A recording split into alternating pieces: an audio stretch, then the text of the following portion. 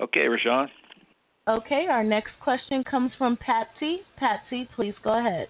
Patsy, I bet I got a sheet on you, don't I? Yes, you do. Patsy from New Jersey. All right. Yep. Okay. This is where all of our listeners have to start writing now. We got an ARV, what is that, 160? No, actually the ARV is 132. But they're asking 160? They owe 153 on it. And they will sell it for what they owe? Yes. Okay, and the payment is $16.56 PITI. Right. And it is current or not? No, there are two payments in arrears. Okay. Well, Patsy, you got an easy deal here. What, any other problems? There's a tenant in place that's paying $14.50. Yes. Then why is it in arrears, you might wonder? Well, the lady lost her job. So the tenant's got to go. The tenant is not interested. No, it's the owner of the property lost her job. Yeah, I understand, but the tenant is paying $14.50. The payment's only $16.50. Right.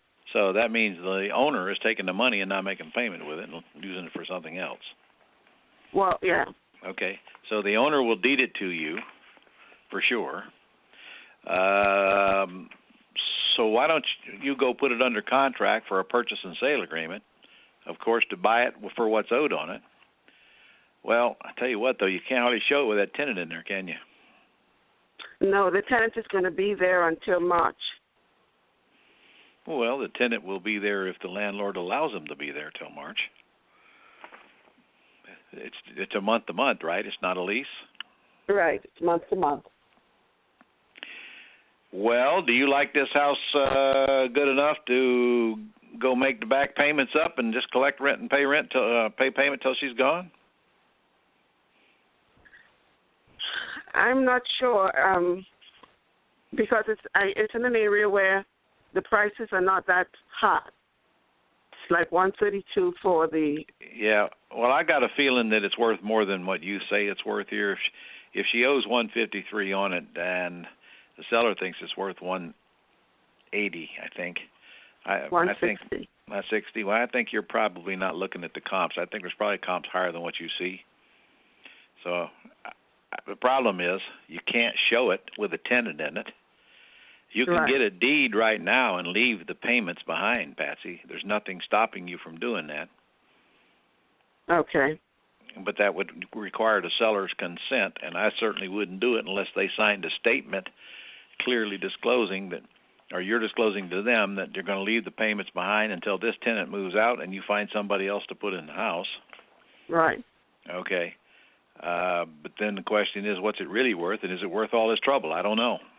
I think until you do a little bit better job of verifying what the R is and looking for the highest comp in the neighborhood and not using Zillow's estimate, I think that's going to be your decision maker. What if we find out it's really worth 160, for example, and she only owes, 132 on it? It's not. I checked the MLS. I'm an agent. I checked the MLS. All right. So you're convinced it's really only worth in the 130s? Yes. Well, then what do you think we ought to do with it?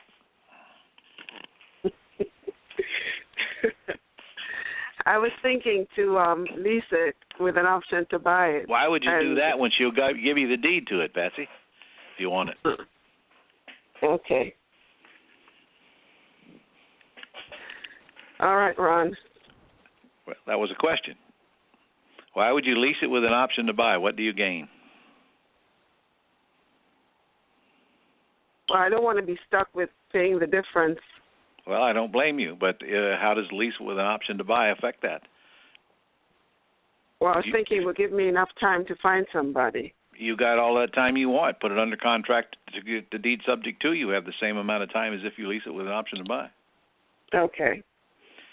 And just get a contract to buy. But, again, you got this problem with this tenant in there. How are you going to show it? Especially now when they don't want to go out till March. So if you take over this possession of this house, no matter how you do it, and you collect her rent and make her payment I mean, you can't just collect her rent and not make a payment with that money. You know that, Patsy. I know that. So you have $200 in arrears per month, which ain't that big a deal. So that's your only play is to make up that deficit till that tenant is out of that house. Okay. But that payment is going to stay behind if you do that. And you, as a licensed agent, don't even want to go into that deal now unless it's clearly disclosed that that's your intent. Yeah, I disclosed that to her. But in writing. I did in an email. Yeah. Well, I'd want her signature that she got that and accepted it is what I'm trying to say. Okay. Yeah. And then if you want to play with it, go ahead, because if the tenant does get out of there and it's still only 2 months behind when they do, and it's in good shape, I assume.